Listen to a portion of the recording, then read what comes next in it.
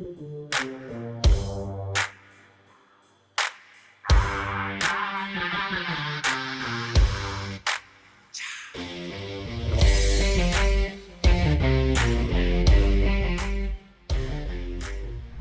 this is Jeremy Kellett, Director of Recruiting here at Oakley Trucking. I'm your host for this podcast. This is the Oakley Podcast, Trucking Business and Family. This is episode 133. So on today's episode, I got a real special one for you. We sit down with Mr. Jay Deering from Amity, Arkansas. He's an owner-operator here at Oakley Trucking. And we're just going to hear his story. He started back with us in May of this year, and we want to talk to him how he got into becoming an owner-operator, because Jay tells me he went at it backwards, whatever that means. And we're going to visit with him on that. Also, he just traded trucks, and we're going to talk about the truck that he purchased. It's got a little story behind it. So some good stuff coming up with Jay. But first, before we do that, let's give you an Oakley update sponsored by Arrow Truck Sales. Let's listen to one of Oakley's owner-operator experience with Arrow Truck Sales. Called Kenworth off of 440, called Peterbilt, called Freightliner. None of them wanted to work with me. So Jeremy Kellett got me over to Trey Visor. Me and him had a conversation. He sent me to Keith Wilson and never looked back from that point. I was upside down $29,000 and change. They paid off all but $5,000 of my loan on a blown truck. That right there said a lot to me. You know, they were willing to step outside of their comfort zone to get my deal done. I never felt like a customer. It was more like a family feeling. He took care of every aspect of the deal. He was completely transparent. There was no hidden nothing. So if you're in the market for a used truck, you owe it to yourself to call Keith Wilson at Arrow Truck Sales in Springfield, Missouri. Tell him you heard it on the Oakley Podcast. So on today's Oakley update, I want to discuss the rider policy. I don't think we've ever discussed this on the Oakley update, and I had to bring in Dustin Barnett to help me clarify a few things from the safety department. And, you know, because we want to be, all I want to do is make sure you know that we do have a rider policy here at Oakley, and I want you people to understand how to sign up for it if you got somebody that you want to ride with you. So, Dustin, you want to give us the particulars on how the rider policy works? Yes, sir. Yeah, so if anyone wants to ride with you, there's only one passenger allowed in the vehicle at a time. Okay. As long as that parameter is met and they're at least 7 years old, then all you'll need to do is fill out a rider policy. You submit it to the safety department. We can make sure all the correct boxes are checked and the information provided is accurate. We'll sign off on it, and then as soon as you receive the signed copy back, then the policy is effective immediately. A few things to note. The easiest way to go through and receive it and fill it out on your end is going to be through DocuSign. 9 times out of 10, that's the preferred method, but we can send you a PDF copy if you need it to print out and fill out with a wet ink signature. I don't have to hunt for a fax machine? No, sir. No, not anymore. You can just do it right through DocuSign email. So I just need to call the safety department and say, hey, I've got somebody going to ride with me this week, this month, whatever. And you will send them through their email the electronic papers. Mm-hmm. Yeah, that'd be through your email, and it'll come in 2 separate emails. The first one's going to be the owner-operator's information specifically, and then the second email is the passenger's information and signature. But there's directions on the first one that kind of itemize out how to fill out the 2 forms. And if you have any questions while you're filling it out, just feel free to call us, and we'll make sure that we can get through it. How about the pay? What does it cost, and how does that work? So the pay is $11 a month, and it is per calendar month. So that doesn't matter if that rider was in there for 1 day that month or, all 30, 31 days. And how that works is at the bottom of the second page, it has a start date and end date that rider's going to be in your CMV. So if you do, start date today, the 16th, and then you do an end date as open, then what accounting will do and what we'll do, we'll just process that as $11 a month for that passenger, and they can come and go as they please. So, a lot of husband and wives prefer that just because, the wife has some time off from work, or maybe they get in and out pretty frequent over the course of the year. Then that way they don't have to worry about filling out a new form each time that he or she wants to ride with them. So that's kind of convenient. But if there is just a short trip, being Thanksgiving and Christmas break coming up, there's a lot of kids that have the week off, and we're already receiving a lot of those calls this week. You can just do a start date and then an end date when they are planning to leave, and then you'll only be charged for that period. Okay, so simple enough. That sounds pretty good. Yeah. Anything else to add to that? Pretty good? No, I don't think so. If y'all have any questions, just feel free to call and ask for safety, and we'll make sure to get y'all. Main thing to remember is don't forget it. Yes. Don't get somebody in your truck and then have an accident, and then we find out. Yeah. Because there's a lot of problems that can arise from that, but there's coverage in place for, you never want to think that anything's going to happen and injury's going to occur, but it does cover accidental death and then also accidental on medical too. So it's very important. So it is an insurance. It is an insurance. Awesome. Yes. Thank you much, Dustin Barnett, and that is the Oakley Update, sponsored by Aero Truck Sales. Now we're going to sit down with Mr. Jay Deering and hear his story. Lease on with Oakley Trucking, America's dry bulk hauler. Our owner-operators are the top paid in the country, and we will prove it to you. We offer steady year-round freight as well as a yearly annual bonus that increases each year you are leased to us. Oakley has multiple divisions, end dumps, hopper bottoms, and pneumatics, so we are sure to have something that works for your schedule and home time. Check us out on YouTube as well as our weekly podcast, or give us a call today and see why Oakley Trucking is everything you have been looking for. All right, let's get to this discussion with Jay Deering. Jay, what's going on? You doing all right? I'm doing pretty good today, man. Getting this new truck all set up, and I like it. I'm about ready to take her down the road and see how she pulls a load. I appreciate you coming in here and doing this with me.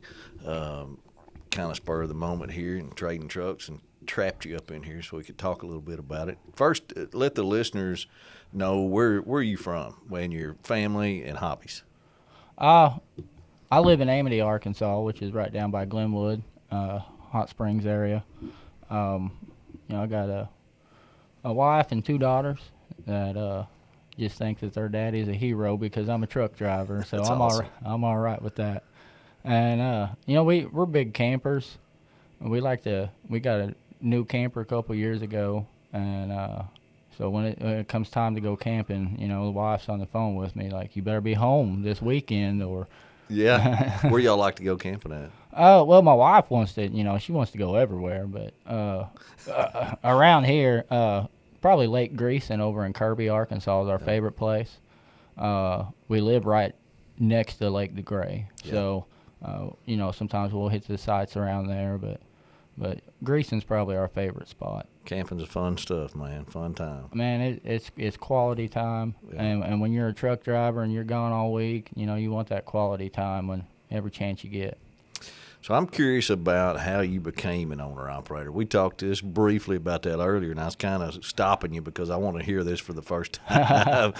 You told me you went at it backwards. What does that mean? Well, I tell everybody who asks me how did you get in the truck driving, and I tell them I'm the wrong person to ask. I did everything wrong, As far as these guys out on the road that are giving advice, and then they hear me give advice, they're like, man, you're lucky, But basically, I took my life savings and bought a truck and a trailer and didn't even have a CDL. So, that's the first chance that I took. It was the first mistake. Right. Yeah. What made you do that? I knew what I wanted to do. Gotcha. I had a background, and I got a degree from Arkansas Tech in business, and I tried that, and I didn't enjoy it a whole lot. And my father-in-law was owner-operator, and my grandpa, he drove since the 50s, and he drove until 2 years before he passed away.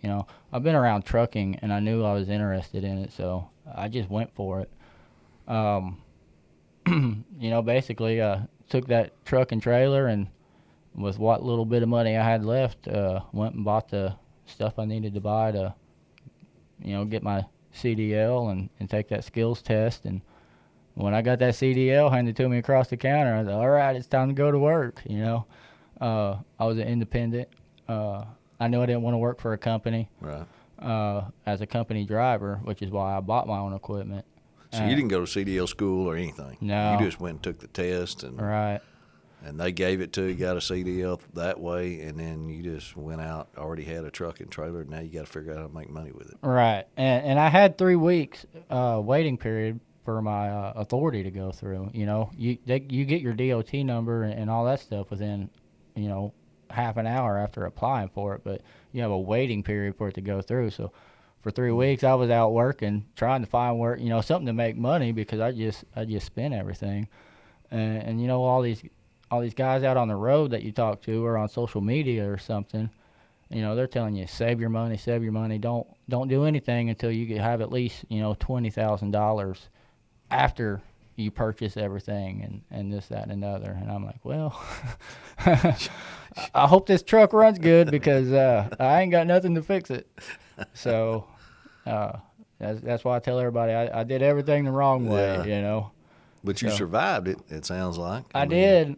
I had some good contacts. When I was in the business world, I worked in procurement management, purchasing and supply chain. So I knew a lot of people that was shipping stuff. And there's a guy here in Little Rock that I called, and I said, hey, I'm getting ready to do this. Can you help me out? And he said, you just let me know when you're ready. So he was my first contact. Right. And then as time went, I built more contacts. And then as an independent, you have to learn things, like if I go out west, I'm not going to be able to get back this way, real easy. So it's just a big learning process, but I weathered the storm. And was that with a dry van? Flatbed. Flatbed, okay. 48-footer spread axle.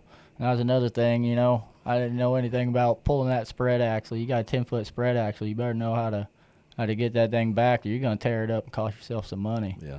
And so that was just another learning curve. I was out there learning how to make money, and also how to keep my equipment one piece. You just had to self-teach yourself to do that, I guess, didn't you? Yeah, I did. I mean, it was just figure it out. My grandpa, being old school the way he was, that's what he always told me. He said, listen, if you're owner-operator, you ain't going to be nobody out there holding your hand telling you what to do.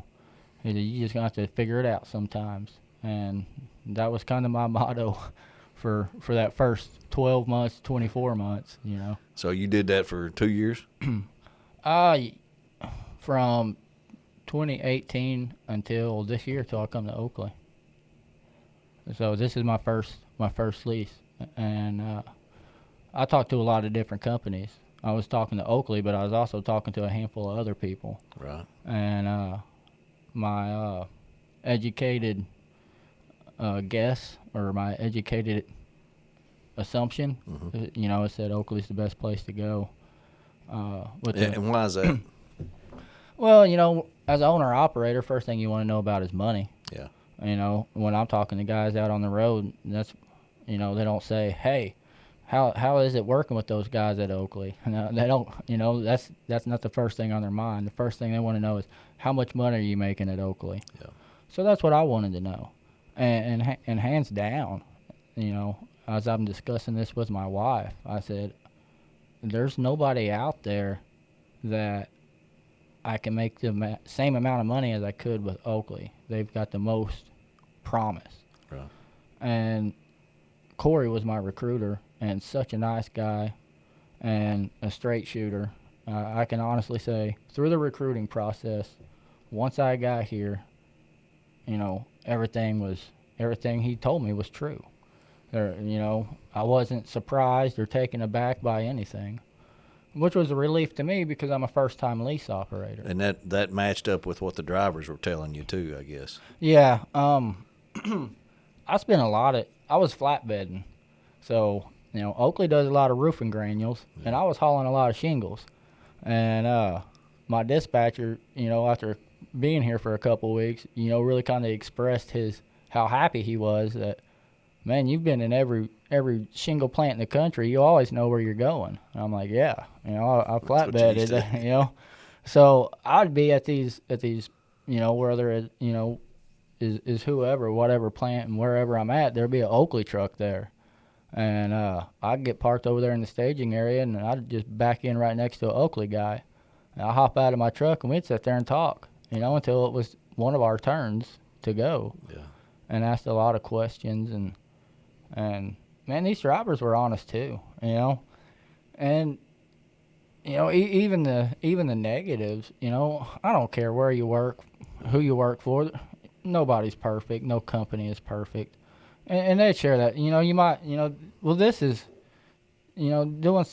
having to wait, with a hopper bottom, that's not the most fun thing in the world, and you don't always have to do it, I think I waited less than a person, normally you can get there and pull a ride in, but sometimes you got to wait. Right. And that wasn't fun. But they were honest with me about that. And they're like, it's going to happen. It's not a matter of if, it's when. Yeah, I mean, that's part of it. And you're going to have some negative with every job. So you've made this journey. You went and bought your own truck and trailer. Then you got a CDL. Right, yeah. Then you had a contact, and you made some other contacts and did it for yourself for a couple of years with your own authority, and then you made the jump to Oakley, and you did that back in May, and now you've already upgraded trucks. So before I want you to tell us about your truck, let's take a quick break and hear from Lube Zone. You've been hearing me talk about Lube Zone for a couple of years now. Well, now it's time you hear from one of our owner-operators. Listen to Mike Durbin talk about his experience with Lube Zone. The price is great. The service is great. But from the time when I pulled in the door to the time I pulled out was less than an hour. Best I've ever had as far as an owner-operator, had my oil changed. Checked the oil. They showed me the oil. They did all the portion on the wrenches. Showed me my rear end oil on the paper, and they did their job. It was very nice to go somewhere, get what you wanted done, and go. I was very pleased with it. And like I said, very satisfied. I will go out of my way from now on to go there. Check out lubezone.com for all their services and all their locations, and tell them you heard it on the Oakley podcast. So you upgraded trucks. Now, I know you was telling me a while ago that some of the new guys were standing around that thing just gawking at it. Yeah. So tell us about your truck that you just traded for. Man, it's a 2020 International Lonestar. Was not the truck I was looking for, but I fell in love with it as soon as I saw it. I had my heart set on a Peterbilt 389 or a KW. Everybody does. If you're trucking, you see them trucks that, you're like, man, that's what I want. Yeah. And I come across this International Lonestar that was built exactly like I wanted. I had help with Aero Truck Sales. They were, searching for trucks and kind of helping me with that too. And I'm watching their inventory. And Keith called me one day and he said, man, or I actually called him and he told me about this International that they just got in. I said, well, send me some pictures. He said, well, we just got it in. It ain't even been detailed. I said, good. I can see how it looks when it's working, Yeah.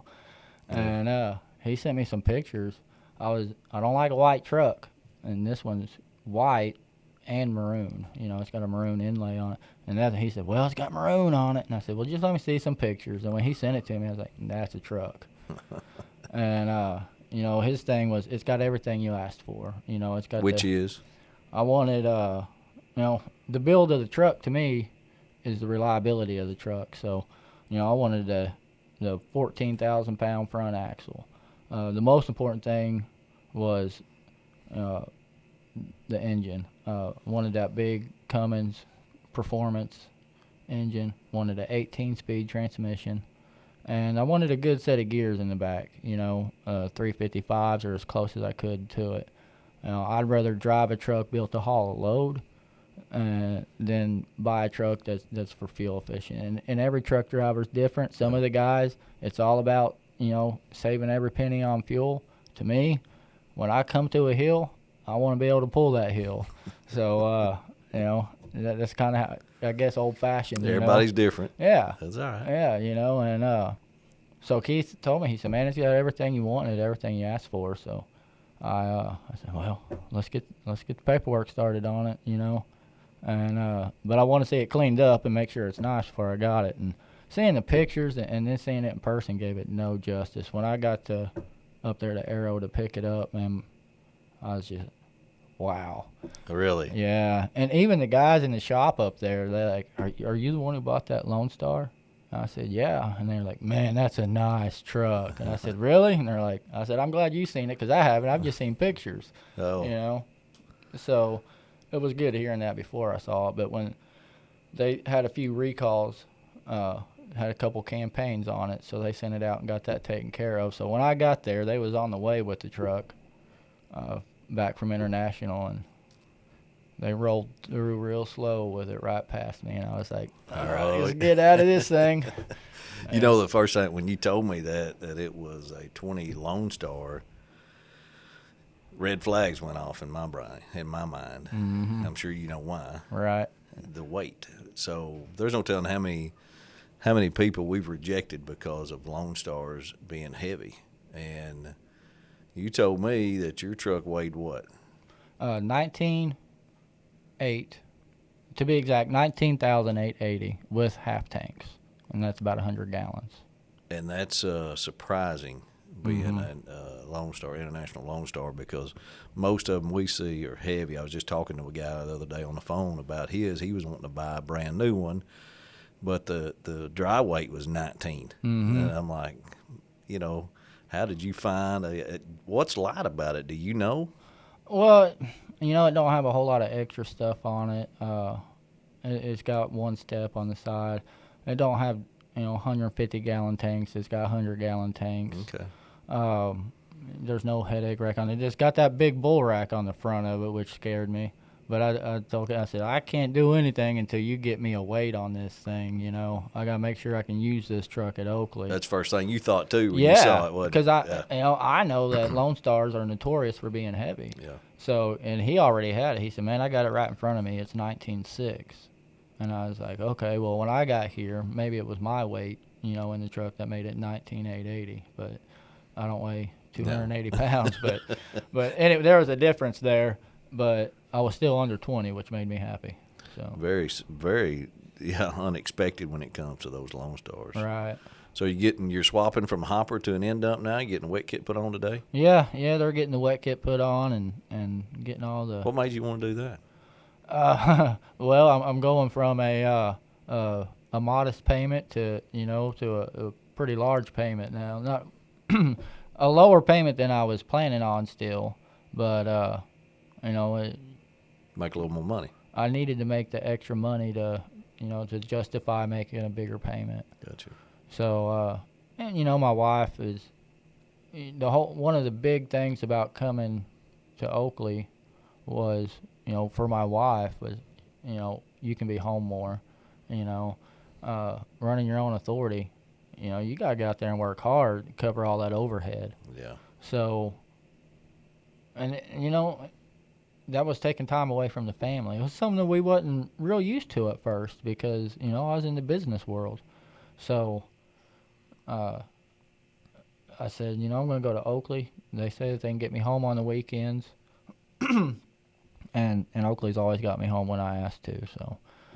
So, which brings up my next last point was, so you've been at Oakley 6 months. Mm-hmm.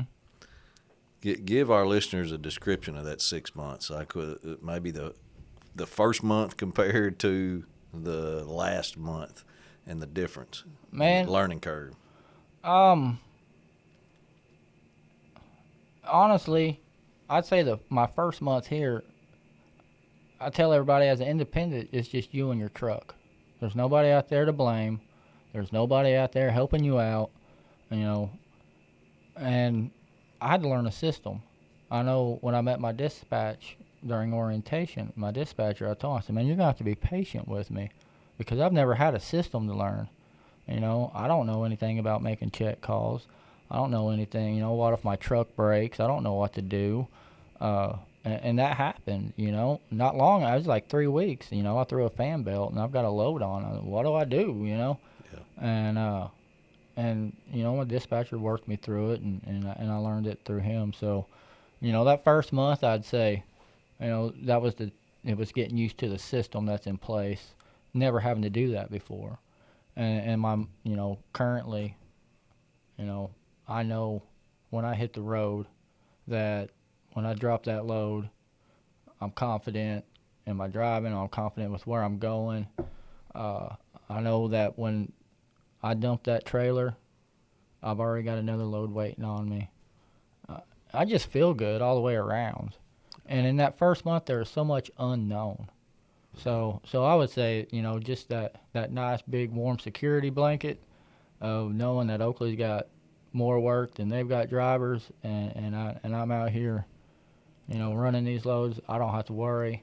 My wife and kids don't have to worry. How does your wife like you working here? My wife enjoys Oakley for the simple fact that if I call in on Monday morning and say, hey, I'm getting ready to dump this load out, give me the next one. Oh, and by the way, I need the weekend off. We got some stuff going on. There's no questions asked. Dispatch ain't like, well, you didn't let us know 2 weeks ahead. Nothing like that. They're like, all right, man, we'll make sure that you're home. No fighting it, no arguing about it. Right.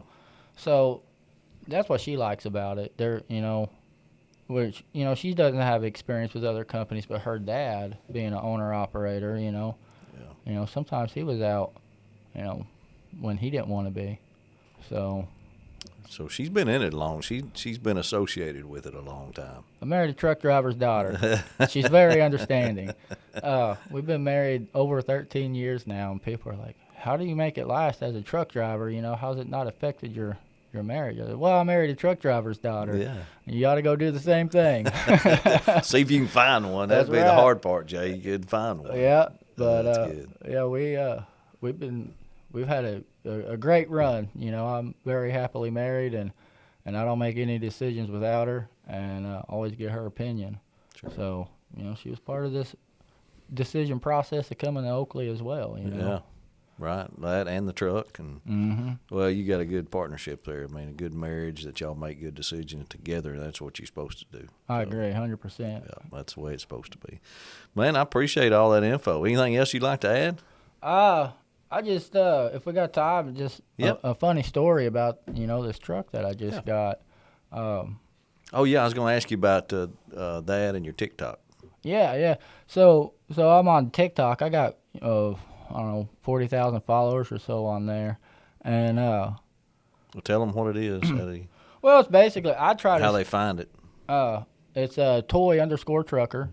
And basically, my content is about just the life of a truck driver, and throughout that, people have seen that I'm working for Oakley and things like that, and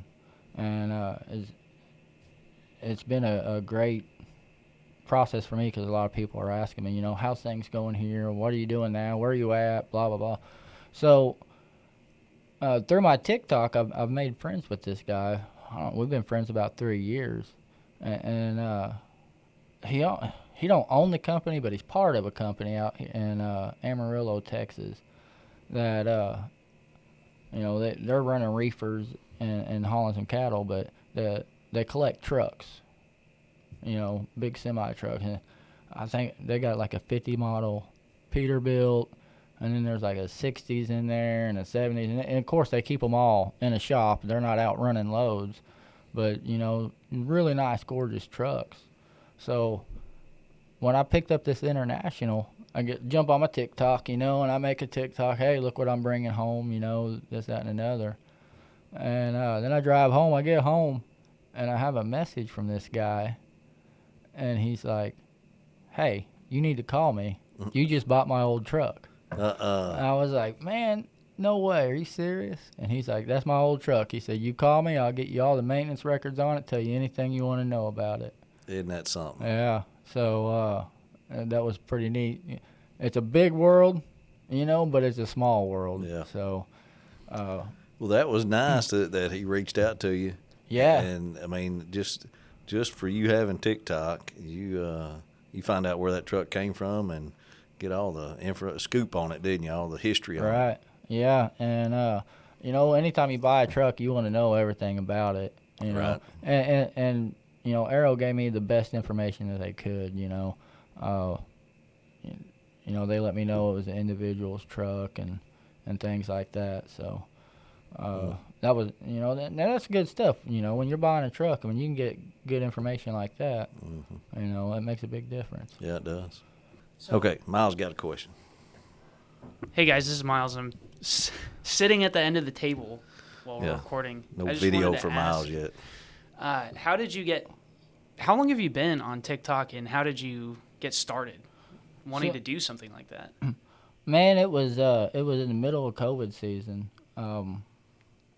And at that time, I was actually paying attention to TikTok because my oldest daughter wanted to download it. I'm gonna let me see what this is about. And anyways, I just made a video real quick of my truck and trailer and telling about it and stuff. And to me it was boring. And woke up the next morning, my wife was like, "Man, that video really blew up." And I'm like, "What are you talking about?" And she, "I think you got like 177,000 views on there and like 17,000 followers or something like that." I was like, "No way." And I just started going through it, and sure enough, they really liked it. And it seemed like at that time, truck drivers were kind of heroes to the nation during COVID, and it really, took off as far as what they call trucker TikTok. It took off, and I just happened to be one of the first to do it. There's a couple other, big creators on there that was doing it, but I just gave it a shot, and just trying it out. And by chance, here I am, and it's been a trip. I haven't had it happen with Oakley, luckily, but when I was running flatbed, I'd have people follow me into plants and things like that. They recognize my truck and they just follow me to my delivery. So You're a micro celebrity. Yeah, Just wanting to talk to you, huh? Right. A lot of times I'll be at a fuel bay pumping fuel, and somebody will want to talk, or there's a couple times people wanted pictures and stuff like that, and I'm like, "Guys, I'm driving a truck down the road, okay? I'm shifting gears, and I got highway and horizon in front of me, just like you, That's great. And but some guys, to people, and TikTok's put that platform out there, where a lot of people have rose to fame, independently. So I don't want that to happen. I like being a truck driver too much, but it's fun. Well, that is. That's good. That's just amazing what freedom we have in this country, that you can do that and be a celebrity. Yeah, well, I guess so. It's a good story though, Jay. I mean, you go from college degree to buying a truck and then getting a CDL, and doing it all on your own, and because it's obvious you got the brains, to do it, and a strong marriage to do it, and it's all come together now, and you're at Oakley, been here 6 months, and a great story, buying a new truck, awesome truck, and I hope you keep doing those TikToks and keep the positivity going in trucking that you have, because I can tell just by talking to you, you love being a truck driver. I do. I never knew that was in me, to be honest. It's always something I was interested in, but I don't know. The first time you get behind that wheel and going down the interstate, man, it's just so contagious, Yeah. And but I appreciate you guys having me on here, and I'm glad that I found a company that can support me the way that I need them to, and I'm glad that I found a company that I can buy such a nice truck with, because you guys treat me right. Well, we're glad to have you, man, and we appreciate all our listeners out there too. You guys are awesome, and tuning in with us every week and leaving us comments, and we really appreciate all that you do. If you ever got questions about Oakley Trucking, be sure and let us know up here, and we'll even hook you up with TikTok man here, Jay. Check him out on TikTok. Miles put his info up there for sure, so you guys know how to get in touch with him. And as always, we appreciate our Oakley family, and we'll talk to you guys next week.